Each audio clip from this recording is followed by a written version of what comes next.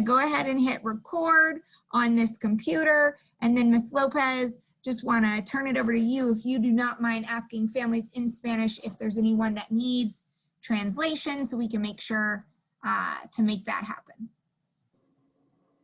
Buenas noches, familia. Si alguien necesita traducción, por favor escríbelo en el chat. Yo voy a ir traduciendo toda la información en el chat en lo que Ms. Strong la va presentando para que no perdamos mucho tiempo, pero si necesitan traducción o tienen preguntas, por favor escríbanlo en el chat para poder ayudarlos.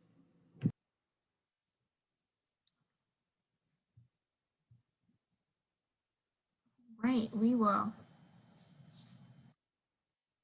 Ms. Lopez, if you want to monitor the chat, if anyone responds, I'm happy to pop you into a breakout room if there's anybody that needs translation so that you can share the info. Yeah, what I'm going to do, I forget that. I'm teaching you Spanish and you're not there yet. I'm going to go in the, I'll be like translating major points in the chat, and then if there's any questions, I'll go answering them, so we're not like slowing down the process of like English, then Spanish, then question, English, then Spanish, then question. So I'll just translate any major points in the chat and then questions at the end. Okay, great. Sounds awesome. All right, so we are going to record. We are recording and we're going to move into it. So who is in the house? That should not say whose, it should say who apostrophe S. If Esther is on here, she is going to catch my grammatical error. Please don't tell her, Joanne. If you do not mind writing your scholar's name and grade in the chat. We want to be able to take attendance today to make sure we know who is here and can follow up with families that were not able to attend. So if you don't mind, please just drop your scholar's name and grade in the chat so that we can use that for our attendance today. Thank you so much for making that happen. So our goal today, as you know, is to talk primarily about reopening and what this is going to look like for Lower East Side Middle next week. So as we shared with you in our chat and chew before break, we were considering multiple options for our final learning window based on our family survey data. And our priorities were to make sure that we could maximize the number of families that we could offer an in-person option to. We do not want anybody to have to be waitlisted. We know that being able to come in person for some families is the difference between being able to go to work and not being able to go to work. And so want to share with you the model that we have finalized for this final learning window. We are going to go with a Learning Center 2.0 option that we shared with you before break. And we'll talk a little bit about what in the world does Learning Center 2.0 mean. But just to ground us in the rationale for our decision for our model, again, it was based on our family survey data. One thing we saw was that there was a higher demand for an in-person option in our lower grades as opposed to our upper grades. And so we wanted to come up with a model that allowed us to serve all the families that needed to be in the building. And this model is going to allow us to do that, even though there was a difference in demand from younger grades to older grades. Also, we know that the number of students coming into the building is still significantly lower than the number of students that are going to continue to learn remotely throughout the year. And this model is going to allow us to keep smaller remote class sizes, provide co-teaching with 2 teachers in all of our cohorts. And it's going to help us preserve that advisory cohort model that we currently have, where students in MA, for example, are going to class with students in MA, which was something that we lost previously in our hybrid model when we had to group kids into remote group 1 and remote group 2, or pod 1 and pod 2. We also, in this Learning Center 2.0 model, we're going to be able to maintain in-person connection with teachers and provide additional in-person academic support, while also providing consistent Learning Center aides to be in the classroom with all students in the building so that they are getting consistent support with all the things that they're going to need to support with throughout the day. So what is a learning center? And for us particularly, a learning center 2.0. So a learning center, and if you have students in the elementary school, our elementary school is going with a similar model in this window. It is, in this instance, our school campus is a center where students can attend in person, but they do their learning remotely. So it is a place where students can come in person to learn remotely in a classroom with their scholars and with adults to support. So a couple of quick hits about our Learning Center 2.0. So these exist in the DOE, but ours is a bit better, if I have to say, for a couple of different reasons. So for our Learning Center, similar to our hybrid model previously, doors are going to open at 8:30 and dismissal is going to remain at 4:15. In order to serve all families, we are going to have a few mixed grade level pods. So there are going to be some big sisters and little sisters, not actual sisters, but girls prep sisters, paired together in a few pods so that we can accommodate the needs of our younger scholars in the space that we have open in the upper grade pod rooms. We're going to continue to have 14 or fewer students per classroom with social distancing between desks. Students are going to continue to wear masks and have mask breaks, just like we did in hybrid learning. Students are going to continue to learn remotely on their classroom Zoom links, just like they're doing now, but they're going to be doing that in the building where they have consistent Wi-Fi access, on-site tech support, and access to adults who can help with the content throughout the day in their various classes. They'll also have access to library books in their classroom and school materials and school supplies. They will have access to school food daily, so breakfast and lunch. And what makes our Learning Center a 2.0 and not just a typical learning center is they are going to have in-person touch points regularly with their classroom teachers who are going to be coming in the building to provide additional academic support in the morning and during the lunch and recess block, in addition to additional supports in the intervention block. So it's not just going to be a learning center staffed by aides where students learn remotely. It is also going to include touch points with their core content teachers so that they can get additional in-person support and relationships and connection there as well. So will your child's teachers remain the same? Absolutely. So your child will continue to have the same teachers that she has had across her content areas in this model. And again, one of the benefits to making the decision for a Learning Center 2.0 is that we can continue to provide 2 teachers in each classroom, which we know for remote learning in particular is really important in helping students remain engaged and helping teachers be able to really meet the needs of all learners.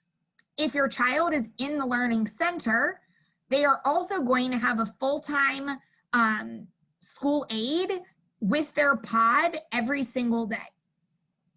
And as I shared before, teachers are also going to be on site on a rotating basis to provide in-person touch points and additional academic support for any student who is in the building. So who are our Learning Center aides? As I shared in our chat and chew before break, we opened up this position with the intention to fill from within our community.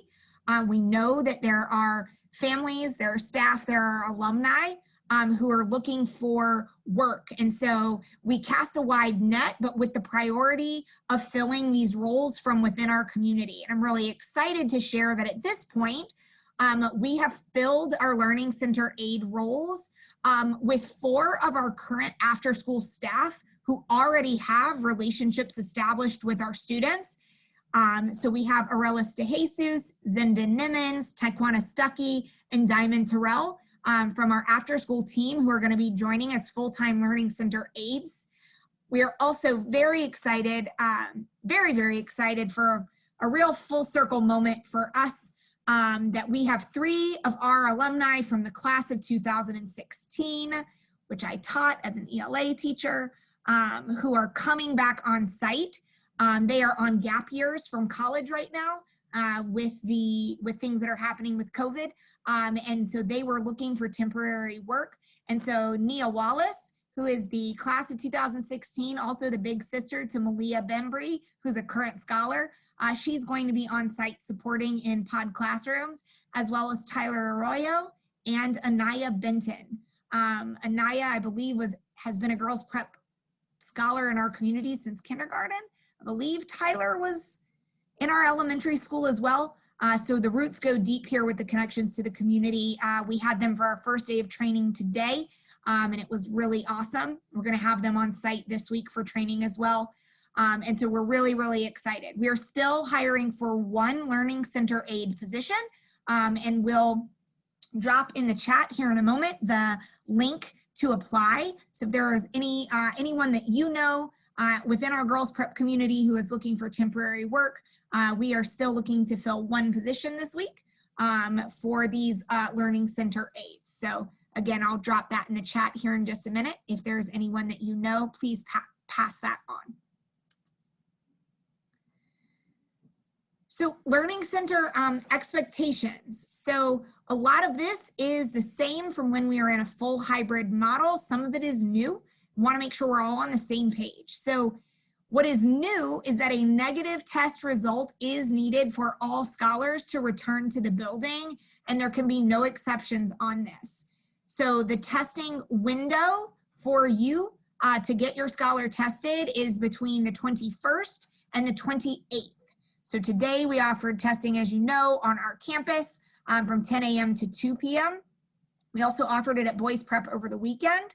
But if you have not already gotten your scholar tested, you need to make sure that you get that done and submitted. I'm going to give you all the email addresses of where to submit documentation here in just a moment.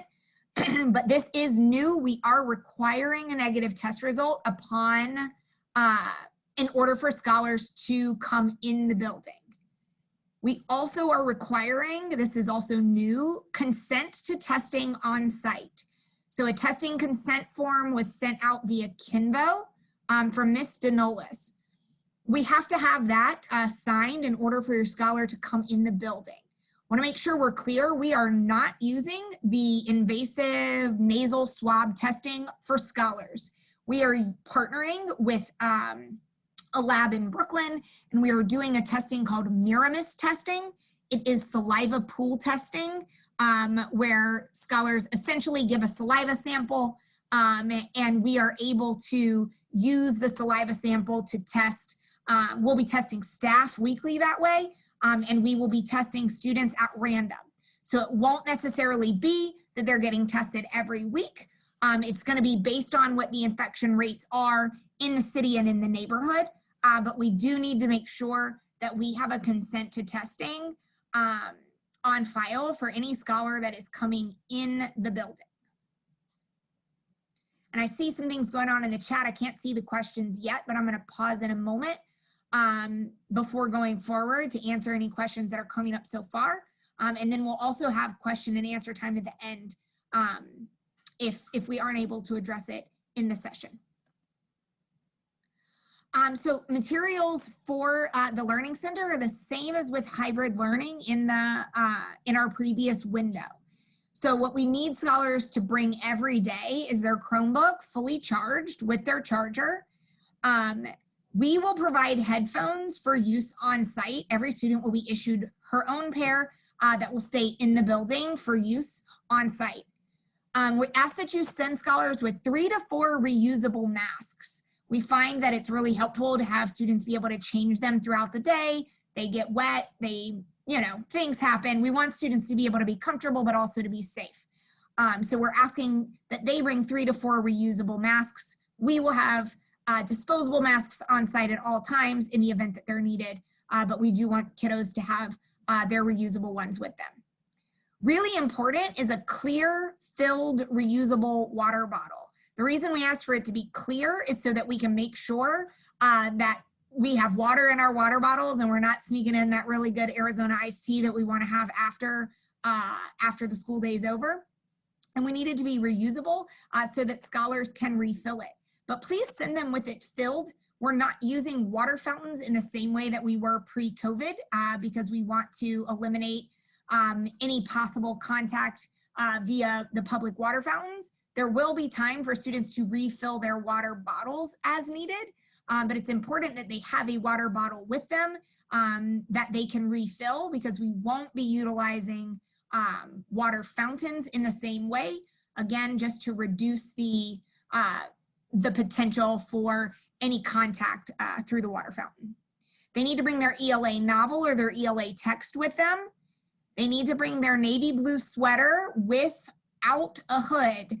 So we are in full uniform when we're back in the building. As you know, we are uniform tops only in remote learning, but we are full uniform when we're in the building. Lovely nugget right here on our screen is a great example of that full uniform, 5th grade style, as she's demonstrating how she was washing her hands in the building. But please make sure that if your scholar is particularly cold-natured, or you know she's going to want a sweater in the building because we will have windows open for ventilation, please make sure that you send her in a navy blue one that does not have a hood. And then she's going to need her pencil case with her pens and her pencils, and any of the other supplies from our supply kit. So generally that was just a notebook to take down any hard copy notes that she needs, and her planner, right? The planner is going to be a really important part of in-person learning because it's her pass to move throughout the building. We are also going to be working on organizational support for the girls, making sure they're using that to write down homework or any other things that need to be done. What not to bring. Locker decorations. Again, I know this is still a middle school kind of disappointment because we really want that locker to be blinged out and exciting. But for right now, we're keeping it minimalist. They don't need any of that jazz. They are welcome to bring a photo. If they want to bring a photo of their family to put up in their locker, that's totally fine. But in terms of disco balls and mirrors and lipstick cases and all the other fun locker decorations, hold off on that for now. Please, no toys or stuffed animals. Don't bring anything to school that we're really afraid is going to get lost or damaged. All of those things need to stay home. And then the food that scholars bring to school, we'll talk in a minute, just a refresher on our healthy food policy. But please make sure that what they're bringing for breakfast and lunch is in alignment with that. Save all the treats for after school. And then not bringing their non-uniform items so that they can remain in uniform while we're in the building. So I'm going to pause quickly and just check the chat for questions. There's going to be some additional things that we go over. So if the question is something I'm going to answer in a second, I'll let you know. Otherwise, I will try to address it quickly now.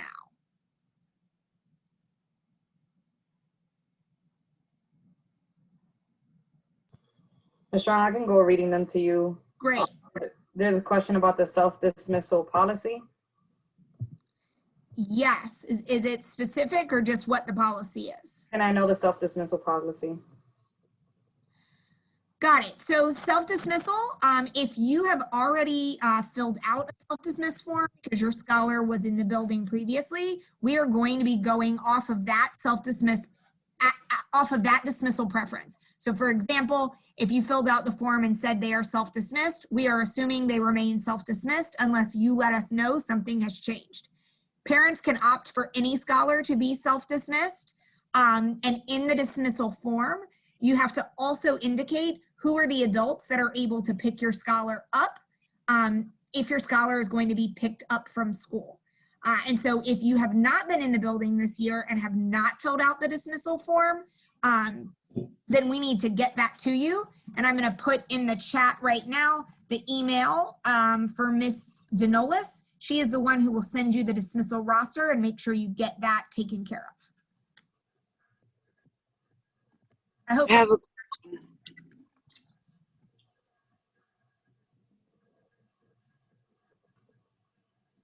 I also see Mara saying, how do we sign the consent form? So the testing consent form is a PDF that was sent out via Kinvo. So you've got kind of two options. If you cannot edit the PDF, so some programs on the computer allow you to do that. If you can't do that and send it electronically, then you can print the form out and you can bring the hard copy to school on the 1st, or you can print it out, hand fill it in, and you can send a photo of that into the main office.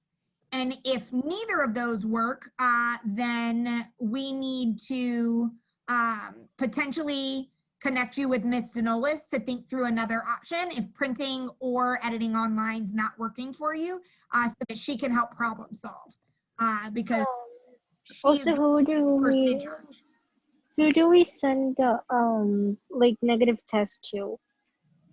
Yep, that's a great question, Mara. I'm coming up on that in a slide in just a minute. Everybody can take a picture of the emails of who they need to send everything to. You'll send that to our main office email. I have a question. So the learning center, that's the way you guys are going to operate in general, or is it like, how is it going to work? Because I kind of missed out on the last meeting and this is all like new to me. So maybe you could break it down a little better for me? Sure. So yeah, it is going to be the way that we run our model for this last window of in-person learning. And so the building's going to be open the same hours that it was in the hybrid model. The biggest difference is that scholars will still be logging on for remote classes, but they'll be doing so from the building, where they will have access to consistent Wi-Fi and tech support. They'll have a consistent adult in the classroom with them to help them both with the content, the work they're doing, and also make sure that they're getting online and logged in every day. And then teachers are going to be on site so that kids that are in the building are getting both like a relationship touch point with their teachers, but there's also 2 times built into the day where they have the opportunity for additional academic support with their core content teachers in person, even though the full class instruction is going to remain remote. So it's kind of a middle ground between like a learning center that would be offered in the DOE, where it would just be strictly like supervision of remote learning. This is why we're saying like Learning Center 2.0, because there's going to be time for academic support as well as touch points with teachers, even though learning is going to remain online when they're in the building. Did that help a little more down? Yeah, so basically you guys it's not going to be like it was the first time you guys opened up, where the teacher is going to be inside a classroom instead of doing it virtual. They're just going to be in the building. I guess the teachers is going to be in a different classroom. That's what you're trying to say, but at the same time on the computer. Yes, so teachers that are in the building will be teaching their remote classes from like a workspace essentially. And then they're going to be, the kids who are in the room are going to be, there's going to be a full-time adult with them who's their learning center aide, who's going to be there to help again with their content, make sure they're all logged on, because the kids in the pod are not all in the same advisory, right? So there might be somebody logged on to history in that pod while somebody else is logged on to math. So it doesn't make sense to have the teacher full-time in that room because kids are logging on to different classes. But that's why we've got the Learning Center aides in there full-time, who are going to become like an additional adult support that's consistent for that pod of students who's coming in the building. Are they going to have 1 teacher, 2 teachers in the classroom, in that classroom? Because I don't know about the whole, like eyes on, especially on my daughter, because she tends to slack off or doze off, you know what I'm saying? And Sure. I'd rather see the teacher teach in the way it was the last time, the teacher teach within the classroom and have her full attention. Yeah, absolutely. So what I think is going to be great about this model is that it's going to allow there to continue to be 2 teachers in every remote classroom space, which is going to, and we're going to have smaller classroom sizes because they're going to stay by advisory as opposed to be in the larger pods. and there's going to be a third adult who's physically in the room with fewer than 14 students. So there will never be more than a like 1 to 14 student to adult ratio. And that adult's sole responsibility in the room is just to circulate and make sure that they're providing exactly what you talked about. The additional support of like, hey, are you logged on? Hey, no, put that window down. Like, you're not actually logged on to that site and school at the same time. So they're going to be almost like a third teacher's set of eyes, making sure in person that scholars are A, getting help if they're confused, but also B, that they're doing what they need to do. So I believe it's going to provide, like, again, almost another level of support in making sure that kiddos are A, on track, and also B, getting support as they need it. Okay, and then another question. So are these teachers, are they going to be hands-on? So like, for instance, my daughter is lacking in math. And at the moment, you know, with being virtual, it's kind of hard, you know, for her to speak up, or I need help, or she gets shy or whatnot. But, you know, I felt like in class, she can ask for help. Let's say she does need that help at that moment. Is that teacher trained to help her in whatever subject she's lacking on, or at the moment that she needs help with, instead of, you know, asking her teacher in through virtual? Yeah, absolutely. So the Learning Center aides are not content area, like, you know how in elementary school teachers teach lots of contents, and then when you get to middle school, it's like, this is just the math teacher and this is just the ELA teacher. The Learning Center aides will be able to provide support across content areas. So for example, if your kiddo is logged on to math and she's getting really frustrated in independent practice, and the Learning Center aide is in the room, then that scholar can ask both the adult in the room or the adult on the computer for support and for help, so that there's, again, an added layer of academic support that can be provided in the moment. So it doesn't take the place of her actual math teacher, but it's another adult that she can say, I'm working on this problem and I'm totally stumped, and can get that in-person support from the teacher, from the Learning Center aide. So it's more than, again, in the DOE, Learning Center staff are really just there for supervision. In our Learning Center, they're there for academic support as well. So that's the difference, is that they're not just there to supervise like a babysitter would. They're there to actually provide academic support. And there's a very clear set of kind of expectations that we have for how they are supporting kids in the moment.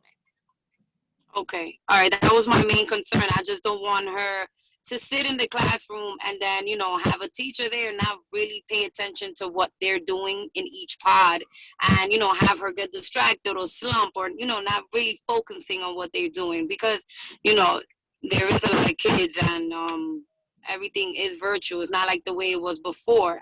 That's what I thought you guys were gonna go back to, that where the teacher will be, and like it'll be actually hands-on with the teacher.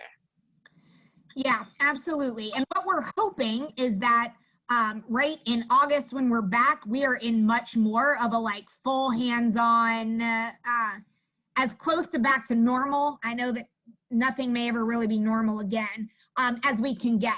The reason that we landed with this model for the last window, again, was based on, we did not want to have to wait list any families that needed an in-person option, and wanted to be able to serve as many as possible.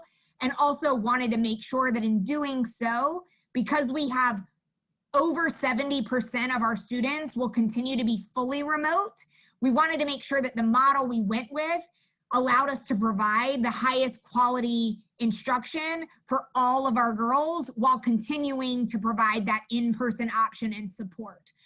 So I totally hear you. If this was my perfect world, we'd have 70% of the girls in the building and 30% remote, or everybody in the building. But while the numbers are the way they are, we feel like this will give us the best platform to meet the needs of as many kiddos and families as possible until we get to a model where we have many more kids in the building consistently. So I've got a couple other things coming up I want to address before we move forward. One is, will we know, so I see a couple private messages about needing the consent form. I'm going to make sure that I get your names down and get Ms. Denolis to resend that out to you. So know that I see those messages. And Ms. Lopez, if you can actually you can't see them because they're private. We'll connect after this and get those names to Ms. Denolis. And then Ms. Belliard's asking, when will we know what teachers will be there in person, and when are the teachers touching base with students? So in the first 2 weeks, teachers are going to be on campus 2 days per week in all grades. And they are going to be providing additional support to scholars in the arrival block. So in that 8:30 to 9 block before advisory starts. And then also in the lunch and recess block, there's going to be additional office hours time provided. And the last time they can get additional support is during the intervention block. If they're not logged on for a small group online, they are going to have additional adults in the room for homework help, for book clubs, for enrichment at that time. And so that's going to be a third time of the day that we're going to have an additional like in-person academic support time built into the day. So your scholar will never go for very long without seeing her teachers in the building and being able to have the additional touch point with those teachers. So again, in the first 2 weeks, every grade level of teachers is going to be in the building 2 days. And then they will be in the building on a rotation every week. So again, they will not go very long without seeing their in-person teachers. But know that their learning center aide, the person that's in there with their pod, that's the same person every day, all day. That is a consistent adult that is with them throughout learning window 2, throughout this final time where we're in person. Emily's asking, are we going to stay in our advisory or going into different groups? So Emily, you're going to keep going to class with your advisory. So you're going to keep logging on for class, and you'll keep logging on with, oh my goodness, are you in 8th grade? Ooh, with HRC or with SW. So you won't have a different group like last time. You'll be able to stay in class with your actual advisory. But in your coming in the building, there might be students in your pod, so in your actual physical space, that are in a different advisory, but you're logging on just like you are now to touch base with your advisory and to go to class with kids in your advisory. So you're not going to be going to class with those larger groups of kiddos online. You'll stay in your schedule with your advisory.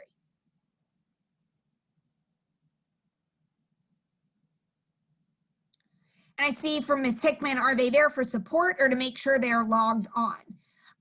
I'd say both, because for some families right now, support with tech and Wi-Fi and making sure kiddos are logging on when and where they need to be is half of the challenge for some of our working families.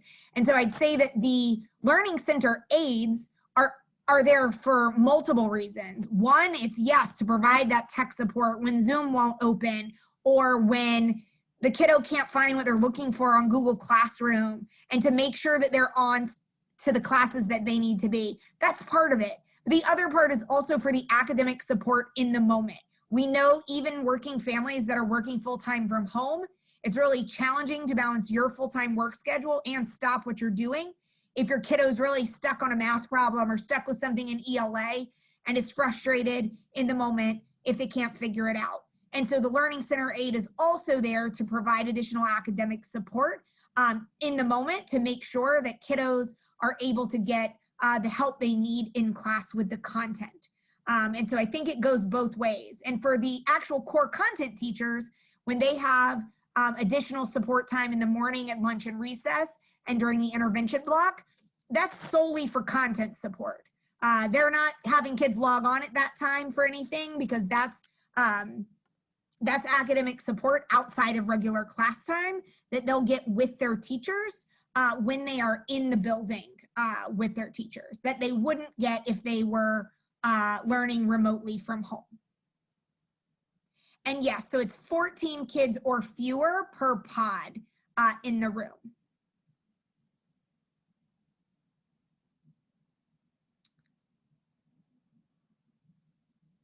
Yeah, I hear you, Miss Hernandez, on the COVID twist. I feel like that could be a dance or a drink or something. There's always a COVID twist.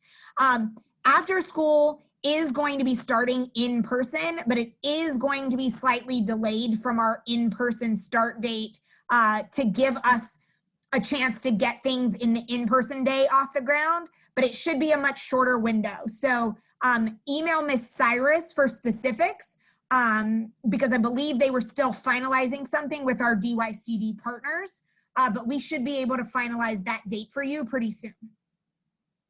So it won't be Monday, but it shouldn't be far off from Monday.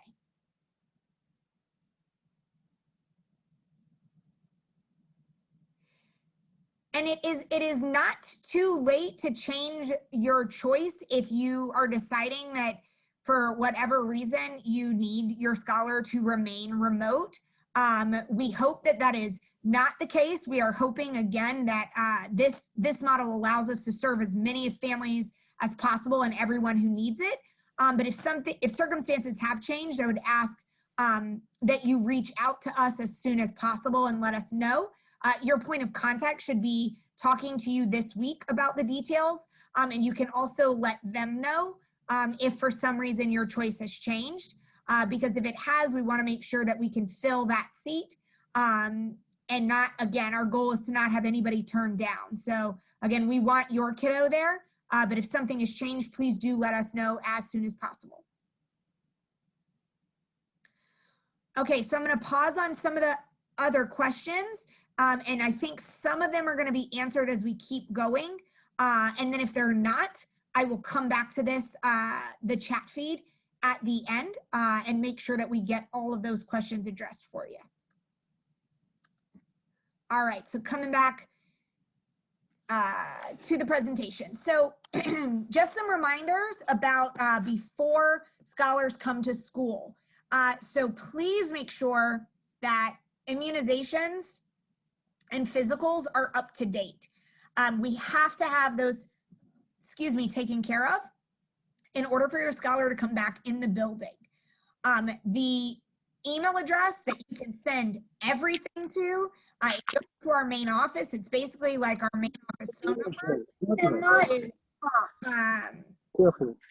If everybody could just check their mute. I think somebody came off mute by accident.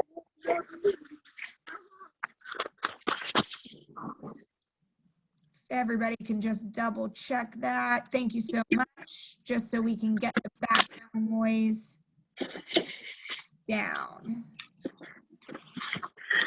If I can find it, I'll help you out. I don't see who it is. Again, if everybody could just check their mute. I've got somebody off mute, and it's just putting some background noise in. Okay, I'm going to keep it moving forward while you all take care of that. Thank you so much. Okay, so again, please reach out to Ms. Trez. The main office email address, girlsprep@girlsprep.org. That is where you can send everything that you need to send to the main office. That gets monitored by Ms. Nolis and by Ms. Trez. So please send, if you have not already, your immunization and physical forms to that email address, because those are required before your scholar can return in person. You are also going to need to, if you came in person in the last window, this isn't new, but that health screener questionnaire is going to be sent out to families every day. And we are going to need you to take care of that every day and have your scholar ready to show us that confirmation when she arrives. So it goes out via Kinvo, and scholars can show a screenshot on a phone. We had some scholars bring an actual paper printout of the confirmation. If you're dropping your scholar off, you can also show us the confirmation on your phone.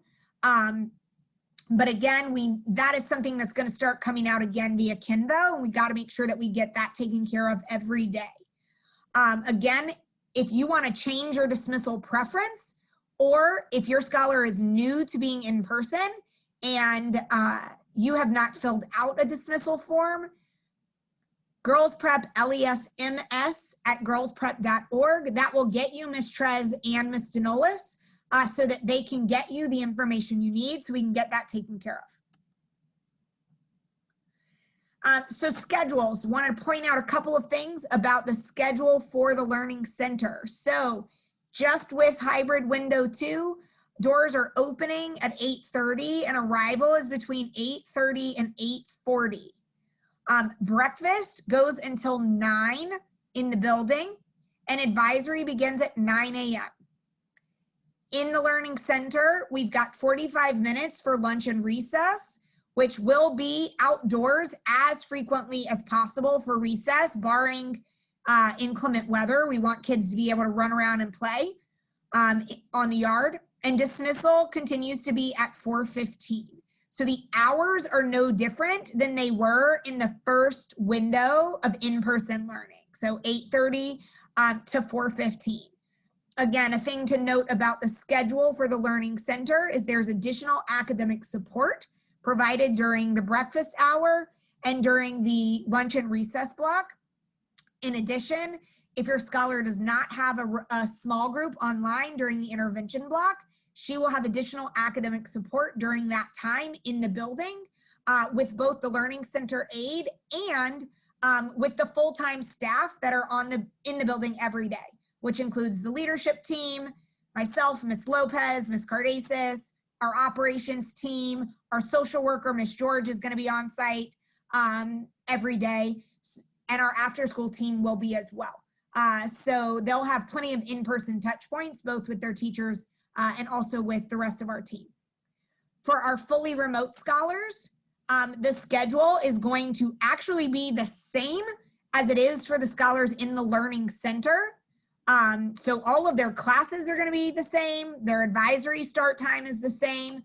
But the shift is that for kiddos who are fully remote, advisory is going back to that 9 a.m. start instead of the 8:30 so that we can account for the breakfast and arrival time for our in-person scholars. Similar to before and similar to now, there is a lunch break built in for fully remote scholars, and the day ends at 4 o'clock for fully remote scholars. I saw a couple of hands go up. If you can drop your note in the chat, I'm going to pause again in just a minute for more Q&A. But if you are afraid you'll forget it, if you could drop it in the chat, we'll make sure to get back to it in just a moment. So that schedule, what does it actually look like? So for those of you that may want to take a photo of this before it goes live on the student schedule, because that's what we're going to update. That same live schedule doc kids have been using all year is going to be updated with this final trimester 3 schedule. So this is what it looks like. This is the breakdown for 5th and 6th grade. Again, from 8:30 to 9, arrival and breakfast. So obviously if a scholar's fully remote, they're on their own for that part of the day. But 9 a.m. is the start time for synchronous learning, and it begins with advisory. Students go through the flow of the rest of the day. They still have all of their core classes, their petals classes, their intervention block, and academics, like core instruction, ends at 4 p.m. for everyone. For scholars who are in the building, they have afternoon advisory from 4 to 4:15 to get organized, make sure the homework's written down, get themselves good to go before we begin our dismissal at 4:15. Again, this is a screenshot for you, but this is going to be added to the live schedule doc that students have been using all year long, and it will be live before the end of the week. We don't want to make it visible too soon because we don't want kiddos getting confused and going to the wrong tab for this week. But this is what they will see in that live schedule doc on Friday when we make it visible. Similarly, this is the breakdown for 7th and 8th grade. So if you want to take a screenshot of this, you are welcome to. You don't have to because it will go live on the live scheduled doc on Friday. But if you want to take a screenshot so that you can review it more in depth, you are welcome to.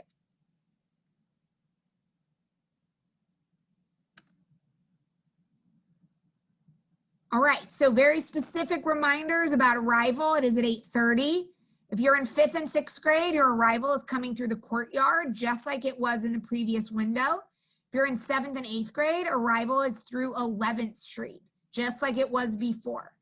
Really important, students are arriving on time so that we can get students in the building, ready to go and eating their breakfast by 8:41. That's when our regular arrival time will end, and we want all students in the rooms eating their breakfast and getting their day started.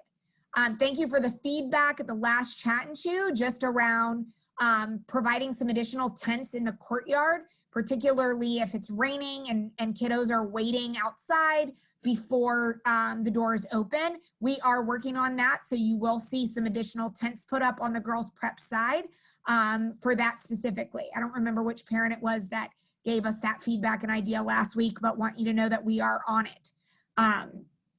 Safety protocols that we will remind students of, and we ask that you model these when you are coming on site. If you're dropping your scholar off, please make sure that you maintain social distance from other families and other scholars. Please make sure that you're wearing your mask and your scholar is also wearing hers. When your scholar's coming in the building, just like before, we're going to take their temperatures at the door. If your scholar has a temperature of over 100 degrees, they will not be able to enter the building. And it's going to be really important. That's why we ask that you check their temperature before you send them in, so that you know before they even make that commute if they are unwell or if they have a fever, because they will not be able to come in the school building. We will have to notify you. If they're self-dismissed, we can self-dismiss them, but we will need to notify you so that they can go home and be evaluated by a medical professional. If they have a fever, we want to make sure that they do not, that they are not testing positive for COVID, and also just that they can get any medical support that they need. Dismissal again remains at 4:15. We are asking that every parent who is picking up their scholar is there at 4:15.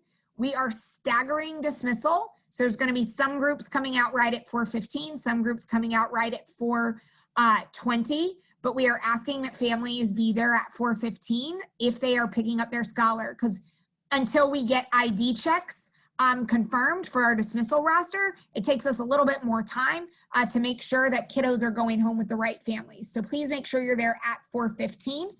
And again, the same guidelines as with arrival. Please make sure you model behaviors that we're wanting to see from scholars by maintaining a social distance, wearing your mask, and please making sure that, again, if, especially in the first few weeks, that anyone that is there to pick up your scholar has their ID so that we can confirm that they are going with the right person on the dismissal roster.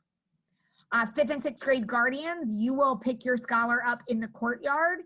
7th and 8th grade guardians, there are very few 7th and 8th graders who are pickup, but if you are picking up your scholar, there will be a place for you to wait out on the 11th Street, 11th Street side of the building, but near the courtyard entrance. And there will be staff out there to help and direct you.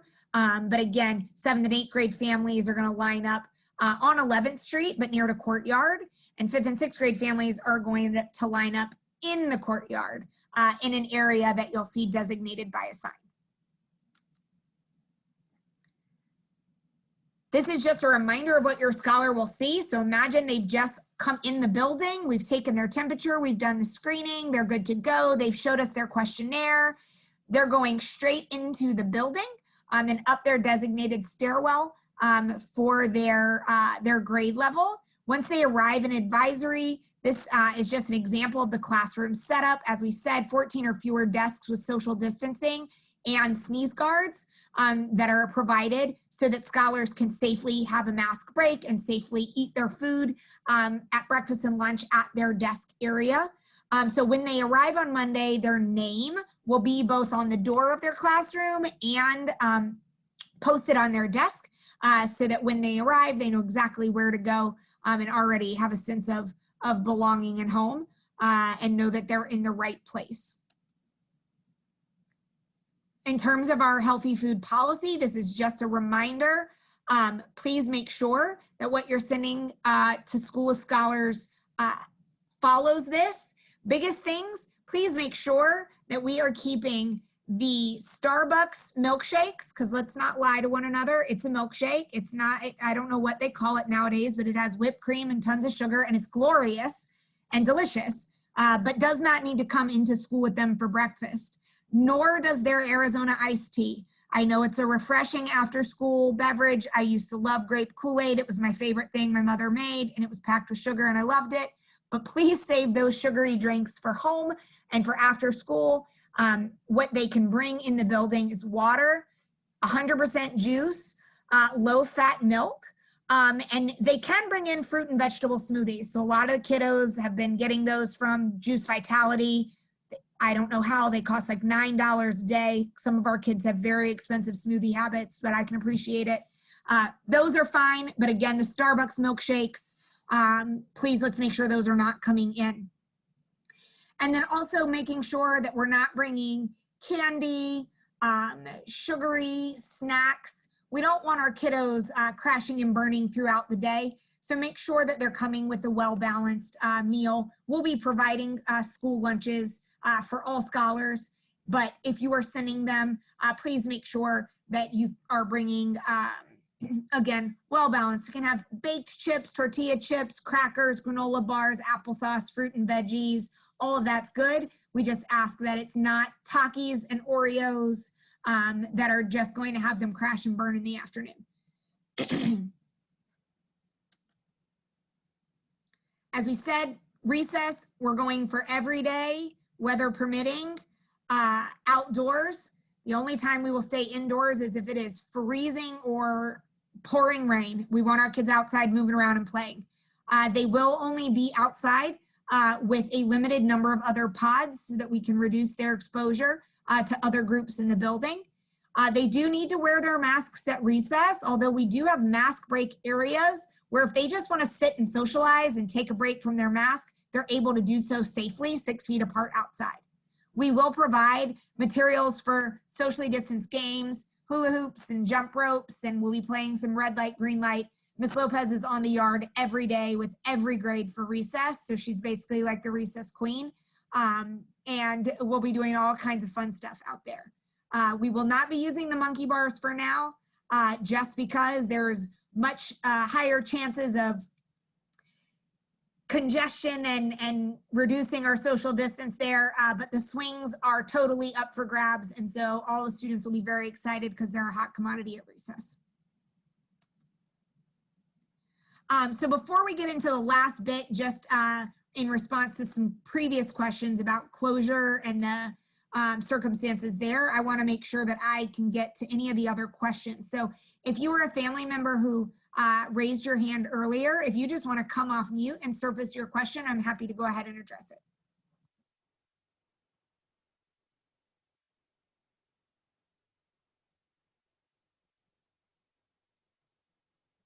Look. Hello, Ms. Strong. Hi, yes. Hi.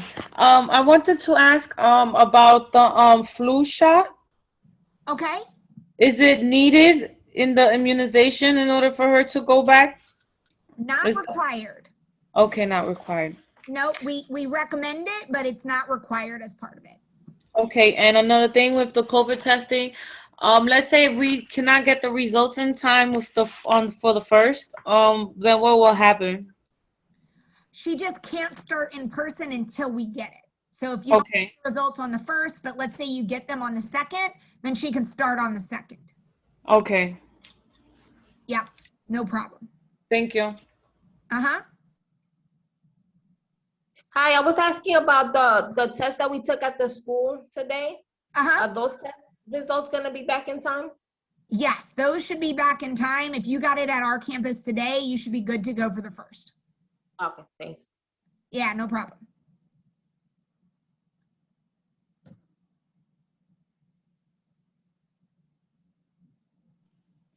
If my scholar starts out in this program and for whatever reason it works out that she was performing better at home than in this environment, can she return back to home being fully remote? Yes. So we ask that parents make the commitment through the end of the year, but obviously we know that circumstances shift and sometimes they're out of our control. So if a scholar needs to return to fully remote learning, she can. She just won't be able to opt back in after that. And we've cut the window off right now for students to join the in-person model. So if she has to go remote for some reason, she can. It's just, we won't be able to transition her back in the building, if that makes sense. Understand completely. And then one other question. If they're in the pods and one of the students next to them has physical education or has one of the pedal classes, how are you guys going to be addressing that so that they're not being distracted by somebody doing theater and somebody else doing gym? Yeah, absolutely. We're actually working right now on identifying where those overlaps are and putting a plan in place to utilize our gym space so that we can, if students are having a very active PE or theater class, we can actually utilize our staff and our gym space to pull that small group of students so that they can be as physically active as they need to be without disturbing the kiddos that are next to them. So she would still be, for example, if in her pod, 3 of them had theater at the same time because they're in the same advisory, it would just be those 3 students that were working on a transition plan to be able to have them in the gym or in a larger space at that time. She wouldn't be mixed with students in other pods doing it. But it's definitely a very real concern that we're putting a plan in place to support with.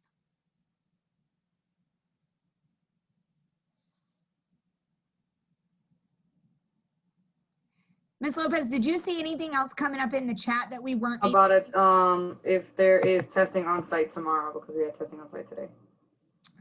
No, there is no testing on site tomorrow. It was just today. But we can drop in the chat before we get off a link for some testing sites and resources for anybody who still needs those.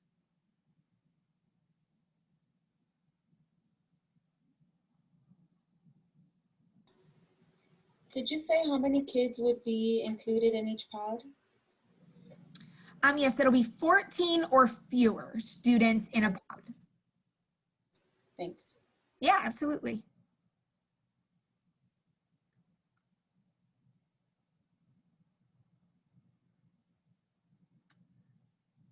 Okay, I'm gonna wrap up the few remaining slides and then I will hang back for a few more minutes of any Q&A that comes up before we're done. So scenarios for closure of a pod or a learning center. So this is our protocols are going to remain the same as they were previously. So if there is a positive case in a pod classroom, so our saliva test that we'll be giving, the cool thing about them is if someone tests positive, they can actually identify the exact person from the saliva sample that tested positive. And so similar to before, if there is a positive case of COVID in a pod, that would result in a pod closure just for that group of students. If there is a confirmed family case of COVID within a pod. So we know that one of our students has been exposed and then they were in the building, that could potentially close the pod. As always, we would contact the situation room, which is the organization's not the right word. It's the group that's come together to support schools across New York City.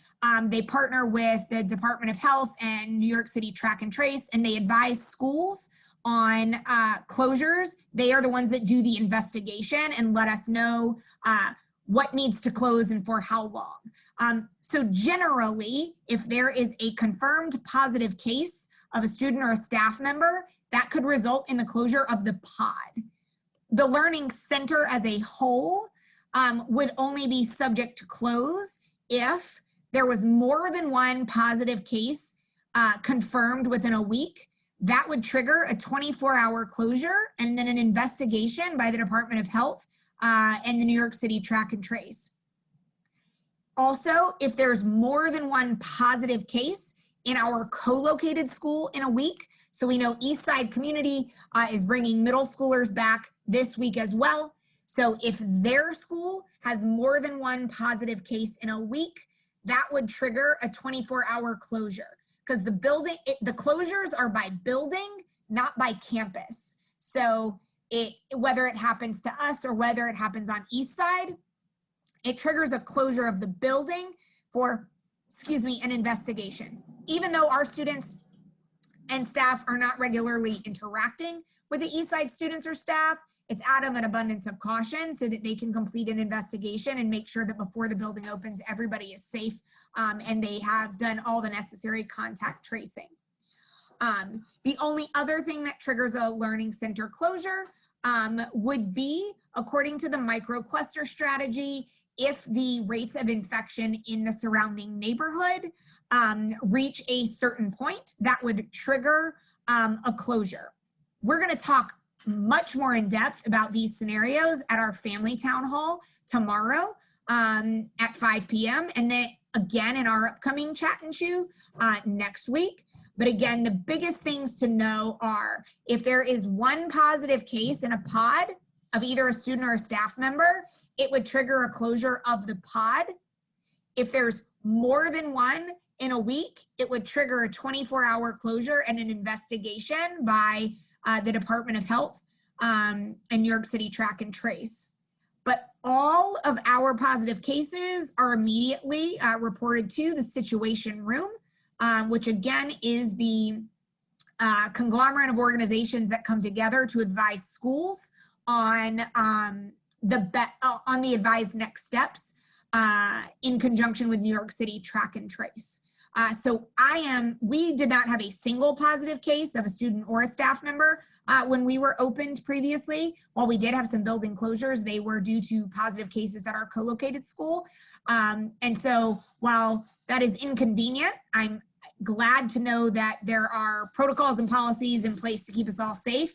And I'm also very confident in the protocols that we put in place as a campus, because again, we did not have a single positive case reported of either a student or a staff member when we were previously open. And I'm confident if we keep doing that, we will have the same outcomes in this round. So next steps, and again, this is a great time to screenshot this if needed. To make sure you're ready for next week, you need to make sure your child's immunizations and physical forms are up to date. Ms. Trez is your point person for that. Her email is on this screen. You need to also make sure you submit the testing consent form either via email, girlspreplesms@girlsprep.org, or bringing in a hard copy on March 1st. I know Ms. Rodriguez and there was another parent, I'll go back through the chat, that need a direct follow-up about the testing consent form, and we'll make sure to do that after this meeting is over. Please make sure you submit your negative test results for your scholar. The test needs to be dated between the 21st and the 28th. That can also be submitted via email to girlspreplesms@girlsprep.org. Again, that's like our main office, basically. Ensure your scholar's uniform is ready to go for Monday. If you need support with a new uniform, please email Ms. Lopez. Her email's on the screen as well, so we can make sure that we get some supports in place and that your scholar is ready to go for Monday. And then get your scholar's book bag ready. We're excited to have her back in person. We're excited to see her smile behind her mask, and to have her in the building for some much needed human connection and support. So get her book bag ready, and make sure there's extra masks in there. And then the last thing is enroll in our after school program, particularly if you're concerned that the 4:15 dismissal time may pose a problem for you. Email Ms. Cyrus. Her email is on the screen as well. Right now, it's only offered for 6th through 8th grade. 5th grade, if you need an option, I know it's a continual struggle we have, we can provide you with some resources. But for our 6th through 8th grade families, we highly recommend you enrolling in our after school program, particularly if that pickup time is going to pose a problem for you. So with that, again, I ask that you please take a photo of this if you need to, so that you've got all your next steps in one place, and you're ready to go for Monday. But that is it for me on information. So I'm going to go back through the chat, see if I catch any other questions, and then I'm happy to also take any final ones off mute from you all. Consent forms were sent out via Kinvo from Miss Denolis. So if it would have come through a text message, but if you didn't get it, we can have it sent again. If you are in that boat, if you can just put your scholar's name and just the word consent form in the chat, just so I can make sure I have a clear list of who you are. Because I see some parent names in here. I just want to make sure that I attach it to the correct scholar, and we can get those emailed out. Just drop your scholar's name in the chat and the word consent form, so that Ms. Lopez and I have all that info in one place. And yes, thank you, Kylie Rosario. I see that in there for you for the testing consent.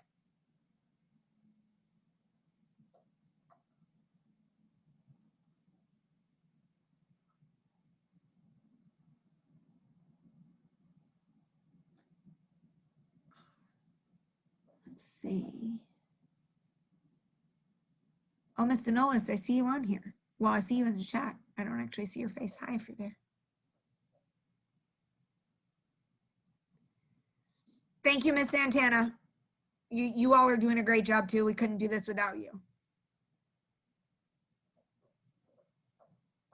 Juliana Jordan, if you're still on here, our schedule, and I think Ms. Lopez may have addressed it already, but Monday, Tuesday, Thursday, Friday are in person. Wednesdays remain remote for everybody, and they will continue to be live advisory and then small groups and office hours. One thing to note, and you should have heard it from your POCs, and as a reminder from before break, tomorrow we have live advisory at 8:30, business as usual, but then the day is asynchronous tomorrow for scholars. They will have assignments posted, but we will have all staff in the building preparing to reopen on Monday. So that is the only asynchronous time scholars will have this week as we prepare to reopen. But again, we've got live advisory in the morning at 8:30. The rest of the work posted for scholars will be asynchronous only tomorrow to give us that day to prepare. But Juliana, other than that, you'll be Monday, Tuesday, Thursday, Friday, in-person, live classes, synchronous classes, and then Wednesdays will remain fully remote and with a focus on office hours and small groups. Also about that question, on Tuesday, at least for 8th graders, their theater is asynchronous. So how is that gonna work? Yep. Good question, Juliana. Trimester 3 petals rotation is coming out on the new schedule. And there it looks slightly different for trimester 3 because of what you just described. We can't have asynchronous petals while we're in this new schedule for the Learning Center. So every grade is going to have in trimester 3, every petals course 1 time per week, the way that you have PE. And then on that 4th day, you are going to have some college knowledge time because that is the final course, particularly for 7th and 8th grade, that we want to make sure you have in trimester 3. So you'll see it on the new live schedule, but you will have PE for 8th grade, I believe, is on Friday. So that remains on Friday. And then you will have 1 day with theater, 1 day with art, and 1 day of some college knowledge in trimester 3. So there won't be any async theater or any async pedal days, but you'll only have each class 1 time per week. Does that make sense? Yeah, thank you. No problem. And Miss Natalie's not allowed to give homework. Just kidding. But really, you'll be taking both pedals courses, but I think you'll be excited, and families, we're going to be sharing a course description with you so you can hear a little bit about what the structure in trimester 3 is going to look like for all scholars. But you will not be receiving, Juliana Jordan, double the homework. It's meant to be done in the class period. So attendance as usual is mandatory. Everybody's got to go to class, but you will not be getting a whole extra class worth of homework. It's going to be a project-based course. I think you're going to like it.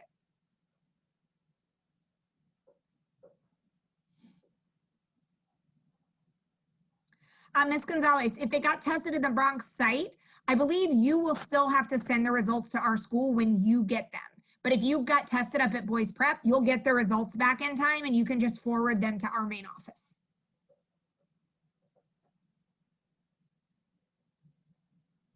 Thank you. No problem.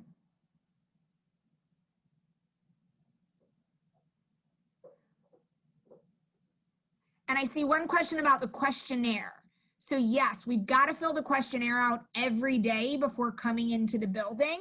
And it'll be sent out via Kindle around 6 a.m. so that you'll get it. But it's pretty quick. It's just a matter of building in the habit. We as staff members also fill out a questionnaire every day before coming in the building. So it's just something that we've tried to build into the morning routine. But they will need to fill it out every day, and every day they'll need to be able to show us either on a device, or again, some are filling out, some are bringing in hard copies. You don't have to print it out by any means. Some families just find that easier. They just need to show us confirmation that they submitted it and that they're all good to go. And I'm seeing lots of names in here for the consent form. So we'll make sure to get that shared out again to all of you.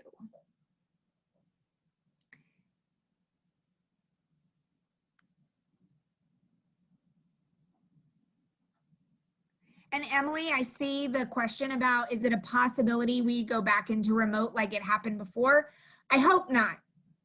Our goal is no. The only way that that would happen is if circumstances with the rates of infection got to a point where we had to close temporarily. But we are not anticipating the need to shift back full-time to remote in this last portion of the year. We'll monitor the situation very carefully, and we'll follow all the microcluster guidance from the Department of Health and the city to make sure we keep everybody safe. But our goal is to remain open through the end of the school year.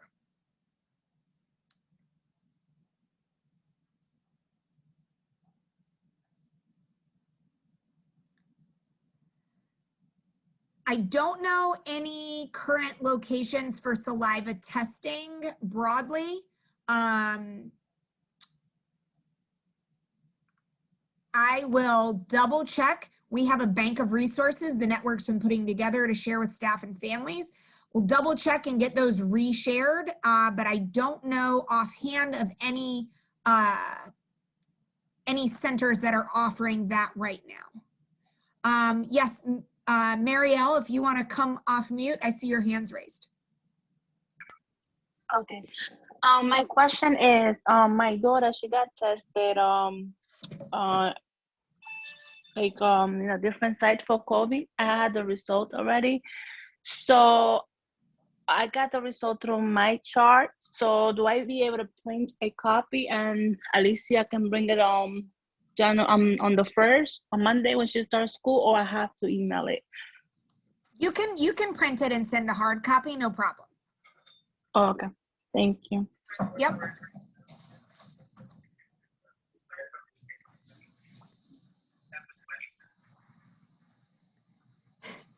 And yes, Emily, we are all finished on our end. So again, I'm just hanging back for any final questions, but if you don't have any final questions, we are wrapping it up. So you feel free to hop. And then I'll take any other outstanding questions that you all have before we wrap up. Hello, good evening. It was probably already addressed about the Metro cards. I just didn't hear it. Yes, scholars are getting Metro cards if they're coming in the building. And Ms. Trez will be handling that. If you have specific questions about your scholars, you can use that Girls Prep LES-MS email to get Ms. Trez, but scholars will be getting Metro cards if they're coming in the building. Thank you. Yeah, no problem.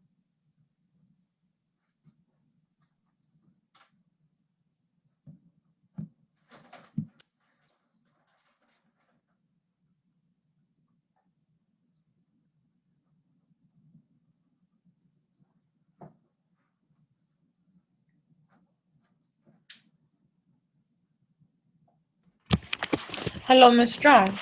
Yes, ma'am. Hi, I wanted to talk to you because she had an appointment and they rescheduled it for the testing and for the physical for the 10th of March. So I don't have a physical form up to date. If you've got confirmation of the appointment for the physical, you're good to go. Yes, I have a physical appointment card. Great. That's all Ms. Trez needs right now for you to be good to go on that. Okay. The COVID test she does need before she comes in the building, though. Okay. Yes, and I have the immunizations as well. Great. Perfect. That works. As long as you've got confirmation of the physical appointment and you've got the other things taken care of, then you're good to go. Okay, thank you. No problem.